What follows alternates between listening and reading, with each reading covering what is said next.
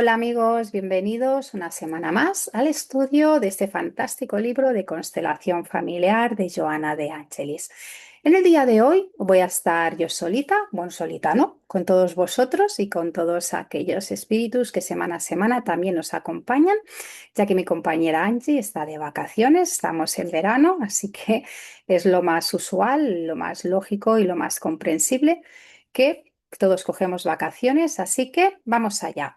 Para comenzar, como siempre, vamos con la oración de inicio.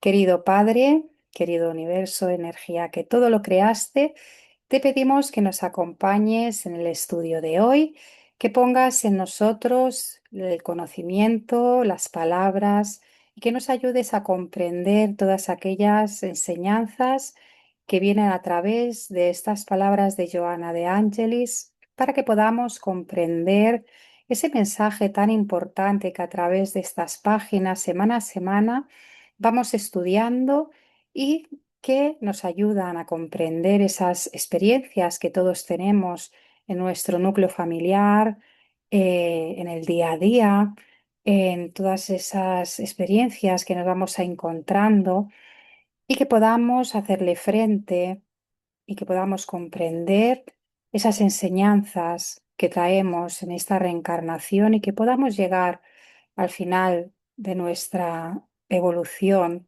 con el mayor bien y con esas enseñanzas aprendidas. Gracias. Iniciamos. Educación doméstica. Los métodos pedagógicos evolucionan con la misma celeridad con que se produce el desarrollo intelectual del ser humano.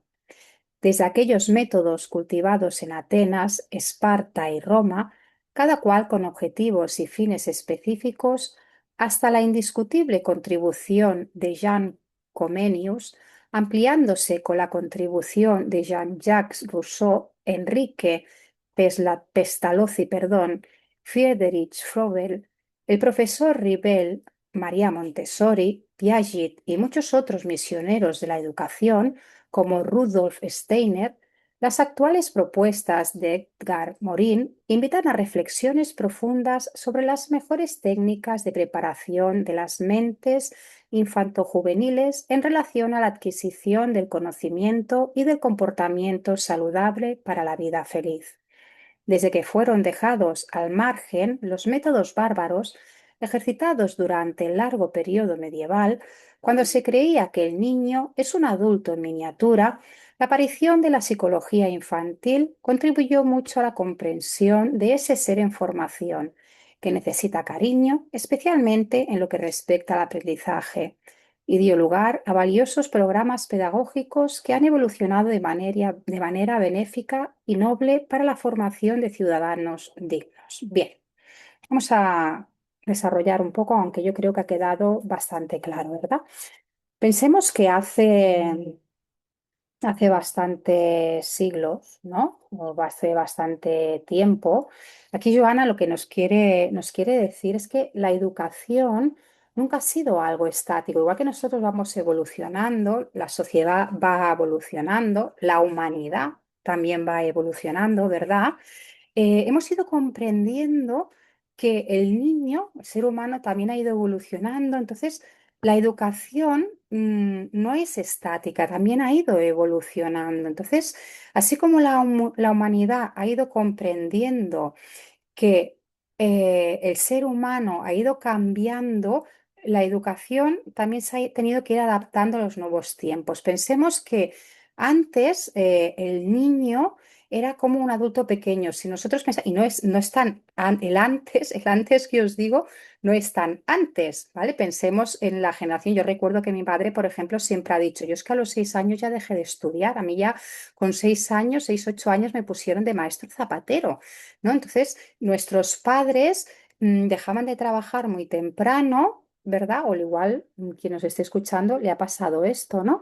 Dejaban de trabajar y de estudiar muy temprano y enseguida se ponían a trabajar. Entonces, eran como adultos en pequeñito, ¿no? Que dejaban de estudiar y enseguida se ponían a trabajar.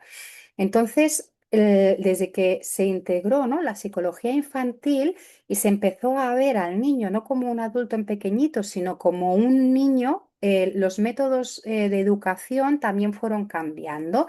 Entonces, gracias a esa psicología infantil y a grandes educadores, se comprendió que el niño tenía esas necesidades propias y unos ritmos diferentes a los del adulto. Entonces, cuando hablamos de la educación, es importante comprender que no siempre se ha entendido de la misma manera. Es lo que os decía, a lo largo de la historia, las sociedades han ido modificando esos métodos educativos, pero es que tampoco hace falta ir tan para atrás. Yo os puedo decir, yo recuerdo cuando yo estudiaba, que no hace tanto, ¿no?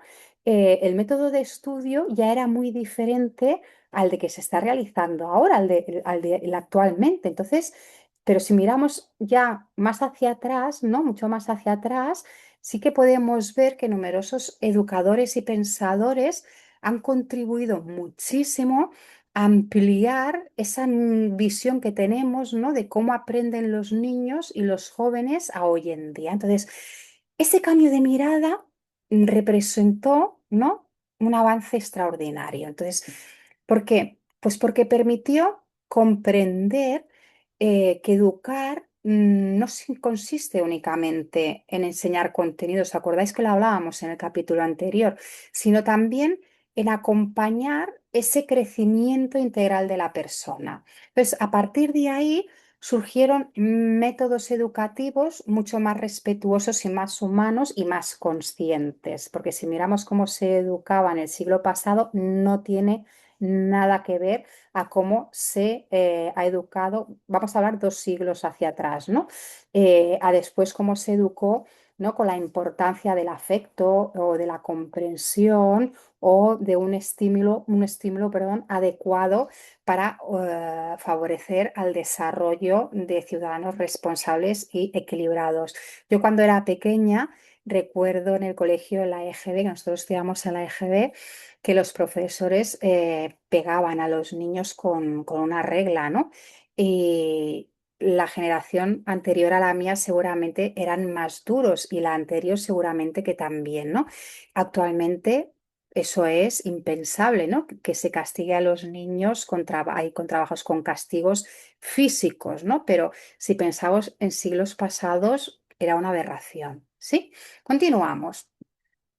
En la actualidad, cuando la Tierra lentamente experimenta la transición del mundo de pruebas y de expiación hacia un mundo de regeneración, es indispensable que se empleen en el hogar y luego en la escuela los recursos pedagógicos avanzados que puedan promover al educando en la dirección de su plenitud. Bien, aquí Joana introduce una idea propia ya de la visión espírita, ¿sí?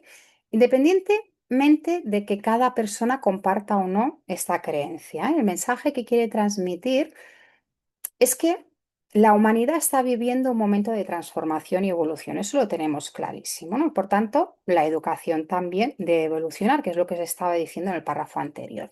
Entonces, aquí cuando habla de mundo de pruebas y expiación a un mundo de regeneración, se refiere a una sociedad más consciente, más solidaria, más responsable y más orientada hacia valores humanos y espirituales. Pensar que estamos en un momento que hay un vacío interior, ¿no? Si habláis con la gente, la mayoría dirá que tiene un vacío, como una carencia, podríamos decir, ¿no? Una carencia, un buscar como que falta algo, ¿no? Pensar que hasta hace unos años había mucha gente religiosa, ¿no? Entonces, esa se ha perdido, esa religiosidad se ha perdido, ¿no? Entonces, en cuanto se ha perdido esa religiosidad, la gente ha perdido como, tiene una necesidad, ¿no? Tiene una carencia interior y entonces está buscando llenar esa carencia. Entonces estamos en ese paso, estamos en ese impasse que la gente busca algo, a veces no sabe el qué, pero sabe que está buscando algo, aunque no sepa el qué. Entonces, para que esa transformación sea posible, la educación debe empezar en el hogar. Entonces, Hay que empezar en el hogar y continuar en la escuela. ¿Recordáis que en el capítulo anterior decíamos que la educación empieza en el hogar? No es en la escuela, no podemos transferir esa responsabilidad en la escuela, es en el hogar. Entonces, si la educación ha ido evolucionando junto con la comprensión que tenemos del ser humano, también es natural, ¿verdad?, que siga transformándose para responder a las necesidades que tenemos en nuestro tiempo. Entonces, Joana plantea que estamos viviendo en esa etapa de transición. Entonces, un momento en el que la humanidad es llamada a desarrollar una mayor conciencia de sí misma, de los demás y de la vida. Va todo ligado, todo va en conjunto. Entonces, cuando ella dice en el texto, educando en la dirección de su plenitud, esta perspectiva, educar ya no puede limitarse únicamente a transmitir conocimientos académicos. Es necesario formar a personas capaces de desarrollar sus mejores potencialidades. Es mirar qué potencialidades, qué valores tiene esa persona. X, pues desarrollarlos. Eso lo veíamos también en el capítulo anterior. Entonces, esas potencialidades no son solo académicas, son en el plano intelectual, sí, pero también en el emocional, en el moral y en el espiritual. ¿Recordáis todo? Holísticamente. Continuamos. En la historia del cristianismo, recordamos que Clemente de Alejandría dedicó a Jesús un tratado de pedagogía por considerarlo el pedagogo por excelencia debido a sus extraordinarias lecciones de iluminación de la conciencia y de armonía de los sentimientos, a través de una mirada noética en referencia a la grandeza de la vida. Se encuentra en Jesús toda la fuente de sabiduría cuando Él se presentó como el camino de la verdad y de la vida, ofreciendo vida, pero vida en abundancia e incesantemente. Aquí, Joana da un pasito más. Ya no habla solamente de métodos educativos, sino de cuál debería ser la inspiración profunda de la educación. ¿En qué nos basamos cuando educamos? Cuando menciona a Clemente de Alejandría y dice que consideraba a Jesús de Nazaret el gran pedagogo, no se refiere únicamente a un simple maestro que transmitía conocimientos, se refiere a alguien, ¿vale?, a Jesús, que educaba la conciencia, despertaba valores y ayudaba a transformar internamente a las personas, porque Jesús no enseñaba intelectualidad, no enseñaba física, no enseñaba matemáticas. ¿Qué hacía Jesús? Educaba todo lo que es el espíritu, todo lo interior, enseñaba valores, transformaba todo el interior. Cuando habla aquí en el texto de la palabra noética, noética se refiere a un conocimiento profundo, a una comprensión que va muchísimo más allá de la intelectualidad. Es decir, Joana nos propone que la verdadera educación no solo es enseñar pensar, sino también ayudar a comprender el sentido de la vida. ¿Qué hacemos aquí? ¿Qué es la vida? A desarrollar los sentimientos más elevados. No es vivir solo físicamente. Entonces, desde esta mirada profunda, podemos ver que educar no significa únicamente transmitir información. Mira, léete esto, apréndetelo y ya está. O preparar una profesión. Es vivir, y vivir en mayúsculas no significa solamente esto. Significa lo que venimos diciendo desde el capítulo anterior, favorecer el crecimiento interior de la persona, ayudándola a descubrir un propósito de vida, a desarrollar una sensibilidad, un equilibrio emocional, una comprensión amplia de la vida. ¿Qué hacemos aquí? ¿Para qué? ¿Con qué objetivo? ¿A qué hemos venido aquí a vivir? No a pasar la vida y ya está. Y por eso Joana presenta a Jesús como un modelo pedagógico que aún continúa vigente. Sus enseñanzas, las enseñanzas de Jesús, como vemos en este libro o cualquier otro libro que estudiemos, invitan a esa educación basada en qué, en el amor, en el respeto, en la responsabilidad, en la capacidad de reconocer la dignidad del ser humano. Entonces, se trata de una educación que no solo ilumina la mente, sino que también fortalece el interior, el corazón, la bondad, la conducta de hacer el bien. ¿Sí? ¿Me explico? Bien, continuamos. El exceso de comodidad ofrecido por la tecnología ha proporcionado al materialismo la aplicación de su lógica pervertida que aliena al individuo, pues lo arroja en el abismo del inconformismo que resulta de las ambiciones desmedidas a las que se entrega, en el deseo de gozar todo de inmediato a causa de la constante presencia de la muerte que lo aniquila. De ese modo, es perfectamente natural que se apliquen los nuevos métodos educacionales, aquellos que forman al educando para ser, para conocer, para realizar y para convivir, a fin de crear condiciones de madurez psicológica a las nuevas generaciones, proporcionándoles los medios hábiles para la elección equilibrada de tener y de ser. Vale. Aquí en este párrafo, que hablamos de las nuevas tecnologías, Joana no está criticando en sí la tecnología, sino quizás el uso que hacemos de las nuevas tecnologías o de esta herramienta, ¿no? Porque quizás esta herramienta o el mal uso de la tecnología puede alimentar la impaciencia o el consumismo o incluso la satisfacción inmediata. Pensar que estas nuevas tecnologías, que eso creo que también lo hablamos en el capítulo anterior, nos puede dar muchos buenos beneficios, pero también nos puede crear insatisfacciones. La nueva tecnología nos da todo aquello que queremos de una forma inmediata, ¿vale? Todo aquello que podemos obtener, lo que sea, en un momento determinado, de una forma rápida, muy rápida.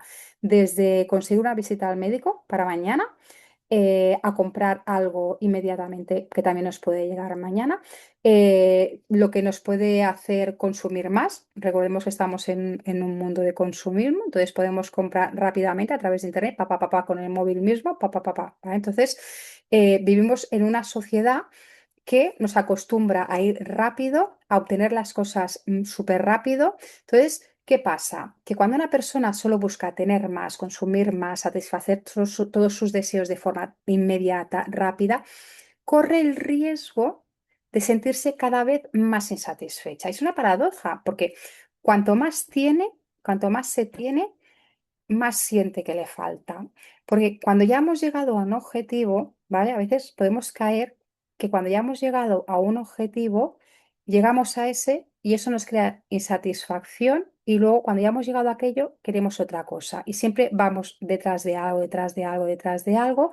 Entonces, por eso Yana considera que la educación no está mal utilizar la tecnología, eso no lo critica, ¿eh? Pero debemos ayudar a través de la educación a desarrollar esa madurez necesaria para que cada persona pueda llegar a utilizar esos recursos materiales, pero sin perder de vista los valores humanos y espirituales. Es decir, ¿sabéis el dicho aquel que dice, ahora no sé si bueno, no quiero decir una marca, no sé, pero el dicho ese que dice que no es más rico quien más tiene, sino quien menos necesita? ¿Os suena? ¿Vale? Entonces, cuando observamos la realidad actual, ¿no? Y encontramos nuevos desafíos. Entonces, vivimos en la energía que hay ahora es muy rápida, ¿no? Muy rápida. Entonces, esos avances tecnológicos nos hacen ir aún más rápido, más rápido. Entonces, frenemos, frenemos. No subamos en el carro de la rapidez, de la velocidad. Entonces, vamos, sí que nos da mucha comodidad y nos da mucha información, pero vamos a controlar nosotros esa velocidad y esa información, ¿sí? Entonces, vamos a ayudar a través de la educación y de los modelos educativos, ayudar a la persona a que aprenda a ser, no a tener, ¿sí? A convivir armoniosamente, ¿vale? Junto con la tecnología para que esos recursos materiales que son necesarios, evidentemente son necesarios, pero que no lleguen a sustituir los valores o los afectos, porque ¿qué pasa? Tenemos el móvil, ¿sí? Tenemos el móvil, por ejemplo, ¿vale? Para poner un ejemplo. Pero ya no llamamos por teléfono, ya enviamos un WhatsApp, ¿no? Ya enviamos un WhatsApp, entonces ya hemos perdido el contacto humano. Antes para ir a ver a alguien teníamos que ir, pero ahora ya lo sustituimos por un WhatsApp. Entonces, podríamos decir que las nuevas tecnologías nos están deshumanizando, entonces estamos perdiendo el afecto. Si antes quizás los domingos íbamos a ver a nuestros padres, los sustituimos por un WhatsApp, ya no ni una llamada telefónica, estamos perdiendo el afecto. Vamos a hacer un poco de análisis interior. Lo dejo ahí, en el aire. Seguimos. Alan Kardec, por su parte, hizo de la educación moral aquella que se adquiere mediante los ejemplos de los padres y los de educadores, como sí también de los ciudadanos, elemento feliz para estructurar al ser humano con dignidad y valor espiritual, convirtiéndola en adversaria pujante del materialismo y de la crueldad. Vale. Bueno, aquí nos dice este párrafo es importante, ¿vale? Porque Joana concreta algo que viene insinuando desde el principio, desde que hemos empezado. La educación más poderosa, que esto lo llevamos viendo desde que empezamos esta segunda parte del libro, no es la que se transmite con palabras, recordemos, es la que se transmite con el ejemplo, ¿sí? Cuando Alan Kardec habla de la educación moral, no se refiere a imponer normas ni sermones, ¿vale? Se refiere a la formación del carácter, de los valores, de la conciencia. ¿Cómo lo hacemos esto? A través de la convivencia diaria. Entonces, recordemos que lo vimos, que los niños aprenden observando. Recordad que desde el vientre, ya escuchan. Cuando nacen, que ni hablan ni nada, que parece que no se entera, ya aprenden. ¿Aprenden de qué? De cómo hablan los padres, de cómo reaccionan, de cómo se comportan, de cómo resuelven los conflictos, de cómo tratan a las otras personas. Están siempre observando y se cascan de todo, de todo. Aunque parece, ¿os acordáis que os decías que aunque estén jugando y parece que no se den cuenta de nada, están atentos de todos? Entonces, 24 horas, ¿os acordáis que decía Angie? 24 horas, la educación son 24 horas al día. Entonces, los niños, los jóvenes, aprenden de la conducta de sus maestros, en general, de la sociedad en la que viven. Porque todos los niños son esponjas, son esponjitas y se enteran de todo, de todo. Entonces, consiste en vivir de acuerdo a esos principios. Cuando un niño crece en un ambiente, pues donde se respira respeto, educación, honestidad, responsabilidad, solidaridad, coherencia, esos valores se van incorporando de manera natural a su forma de ser. Entonces, aquí Joana nos dice que la educación basada en un ejemplo bueno, pues bien, eso ayuda a desarrollar la dignidad humana y fortalecerá esos valores espirituales de esa persona. Pero un niño que crece en una familia caótica, que el ejemplo que recibe no es de buenos valores, ese niño cuando crezca repetirá los patrones de sus padres. Entonces, en definitiva, educar, volvemos a decirlo, y somos muy pesados, pero es así, no es solamente transmitir conocimientos, es ofrecer esas referencias vivas que vamos a inspirar a otros a convertirse en mejores humanos, en mejores personitas. Machacamos en eso, pero es que es así. Nosotros somos los ejemplos de nuestros hijos o de las personas que conviven con nosotros. Entonces, así nos comportemos nosotros, así se van a comportar esas personitas cuando sean mayores. Continuamos. Hola amigos, he cortado el vídeo porque me había quedado muy largo, entonces lo he partido en dos y así que lo vamos a dejar aquí y vamos a hacer la oración de cierre y la otra parte la veremos la semana que viene, ¿vale? Así que vamos con la oración de cierre. Damos las gracias al Padre, al Maestro Jesús, por todas esas enseñanzas que nos ha permitido aprender en el día de hoy y por todas esas palabras que a través de este libro de Joana de Angelis nos permite que conectemos con ella semana a semana. Damos las gracias a todos los amigos que nos acompañan, así como a todos esos espíritus que también semana a semana se unen a nosotros. Gracias por todo esto aprendido, por todo lo que nos enseñan y por todos los libros que nos permiten seguir estudiando día a día, semana a semana. Gracias, Padre, gracias, Maestro Jesús. Gracias amigos por estar aquí día a día, semana a semana. Gracias y ser felices. La semana que viene, chao.